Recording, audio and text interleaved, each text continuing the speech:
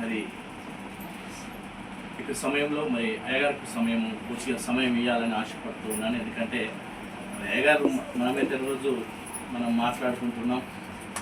పొద్దున ఉదయకాలం 5:30 నుంచి 9 గంటల దాకా ఉంటున్నాం. తర్వాత దేవుడు మనం మాట్లాడుకుంటున్నాం. కానీ అయ్యగారు మాటల ద్వారా దేవుడు మనకి మాట్లాడుతున్నారు. సింగరేణి అక్కడ బొగ్గు గనుల ప్రాంతంలో సేవ చేస్తే అయ్యగారి ద్వారా గొప్ప సంగతులు తెలుసుకునే సమయం ఉంది కాబట్టి అనుకున్నాను నేను అయ్యగారి ద్వారా చాలా గొప్ప సంగతులు తెలుసుకోబోతున్నాను. ఎందుకంటే దేవుడు ఆయన వాడుకుంటున్నాడు అనేక ప్రాంతాలలో, ఛత్తీస్గఢ్, మహారాష్ట్ర, ముంబై, ఇలా మన తెలంగాణ ప్రాంతాలలో, ఆంధ్ర, ఒరిస్సా, అలా చాలా ప్రాంతాలలో అయ్యగారిని వాడుకుంటున్నాడు.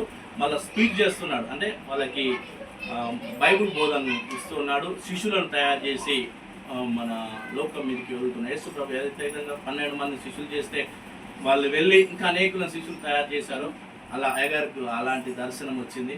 మరి అయ్యగారి మాటల్లో కొన్ని నిందాం, అయ్యగారు వాక్యం అయ్యగారికి అప్పగిస్తున్నాం. మరి ఈ సమయంలో అయ్యగారి కోసం ఒక్కరు ప్రార్థన చేయండి. మన